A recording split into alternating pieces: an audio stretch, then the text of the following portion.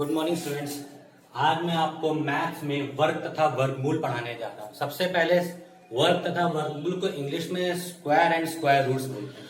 वर्ग का मतलब होता है स्क्वायर और वर्गमूल का मतलब होता है स्क्वायर रूट्स। अब वर्गमूल का मतलब क्या होता है? सबसे पहली चीज, किसी भी संख्या में अगर वर्ग लगा हो इसका मतलब उसके दो आंसर होते हैं। इसीलिए हमेशा जब कभी भी वर्ग के निशान को हटा के हम लोग वर्गमूल का निशान लगाते हैं तो प्लस माइनस का इस्तेमाल करते हैं। ठीक, अब आप देखिए, सबसे पहले हम वर्गमूल निकाल जान लें कि वर्ग और वर्ग क्या होता है।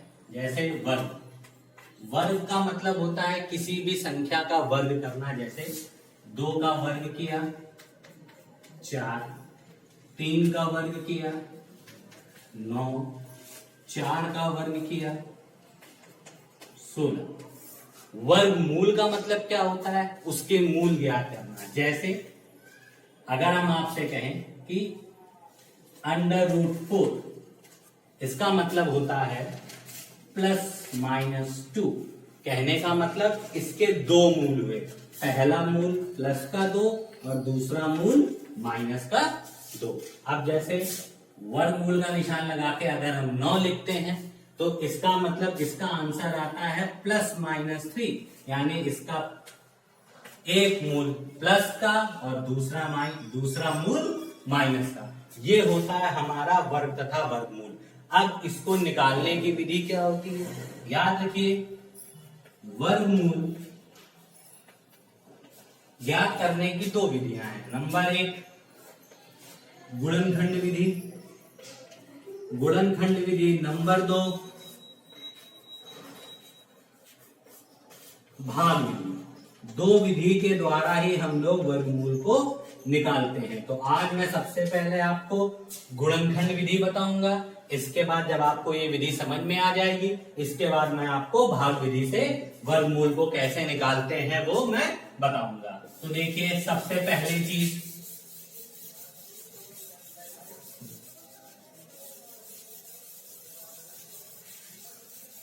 आपका एक्सरसाइज 2A का सबसे पहला सवाल है 7744। इसका वर्गमूल ज्ञात कीजिए। वही प्रोसेस मैंने पहले बताया था, मैं गुणनखंड विधि से बताऊंगा। तो इसका गुणनखंड निकाल लीजिए। सबसे पहले आखिरी संख्या देखिए 4 है, 4 2 से कट हो जाते हैं, इसका मतलब ये संख्या 2 से कट जाएंगी। 2 3 जा 6, 2 8 जा 16, 2 7 जा 14, 2 2 जा 4।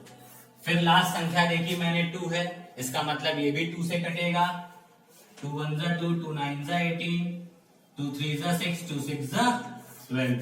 फिर लास्ट डिजिट मैंने देखी 6 है, ये 2 से कटती है तो ये भी 2 से कटेगी। 2 9 जा 18, 2 6 जा 12, 2 8 जा 16। लास्ट डिजिट 8 है, 2 4 जा 8, 2 8 जा 16, 2 4 जा 8। फिर 2 2 जा 4, 2 4 जा 8, 2 2 जा 4।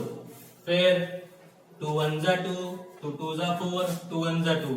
121 is only divisible by 11, तो 11 1 जा 11, 11 1 जा 11, लास्ट में 11 ये हो गया। अब इसके बाद कैसे करेंगे इसको?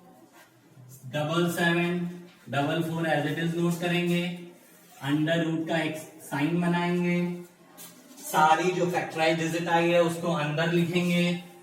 2 इंटू 2 इंटू 2 इंटू 2, फिर 2 इंटू 2 इंटू 11 इंटू 11। ये डिजिट लिखने के बाद याद रखिएगा, जो डिजिट 2 बार लिखी होगी उसे एक बार लिखेंगे और उसके ऊपर से अंडर रूट का साइन हटा देंगे। जैसे ये डिजिट 2 बार लिखी है, ये मैंने एक बार लिखी, तो देखिए अंडर रूट का निशान नहीं लगाया। फिर ये डिजिट 2 बार लिखी है, एक बार लिखी, अंडर रूट का साइन नहीं लगाया। फिर ये डिजिट भी 2 बार लिखी है, मैंने एक बार लिखी, अंडर रूट का साइन नहीं लगाया। 11 2 बार लिखी है, मैंने एक बार लिखा और अंडर रूट का साइन नहीं लगाया। आप देखिए, सबका मल्टीप्लाई कीजिए। 2 2 जा 4, 4 2 जा 8 एंड 11 8 जा 88। ये आपका क्या आ गया? आंसर। ठीक है, नेक्स्ट सम देखिए। नेक्स्ट क्वेश्चन क्या है हमारा? नेक्स्ट क्वेश्चन है हमारा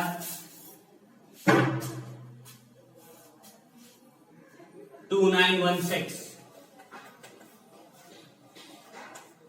सेम प्रोसेस, हम लोग लास्ट डिजिट को वॉच करते हैं। 6 है इसलिए 2 से कटेगी।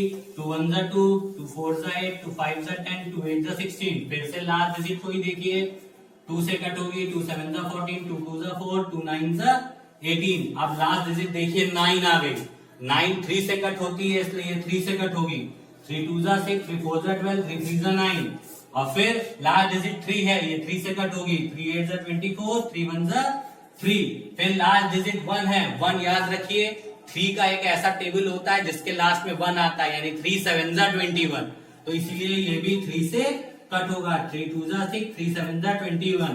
3 के टेबल में 27 आता है। 3 9 जा 27 एंड 3 3 जा 9 एंड लास्ट 3 1 जा 3। अब सेम प्रोसेस इसके साथ भी 2 1 6, एक अंडर रूट का साइन बनाइए, डिजिट लिखिए 2 इंटू 2, फिर लिखिए 3 इंटू 3, फिर लिखिए 3 इंटू 3 और लास्ट में फिर लिखिए 3 इंटू 3।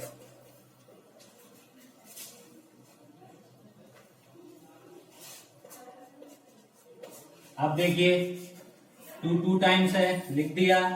3 भी 2 टाइम्स है, लिख दिया। यहां भी 3 2 टाइम्स है, लिख दिया। यहां भी 3 2 टाइम्स है, लिख दिया। इन सब का आपस में मल्टीप्लाई कीजिए। 3 2 जा 6, 6 3 जा 18, 18 3 जा 36। तो आपका आंसर 36 आ गया। तो स्टूडेंट इस तरीके से आपको दोनों सम्स को सॉल्व करना है। थैंक यू, और आगे के सम मैं आपको कल बताऊंगा।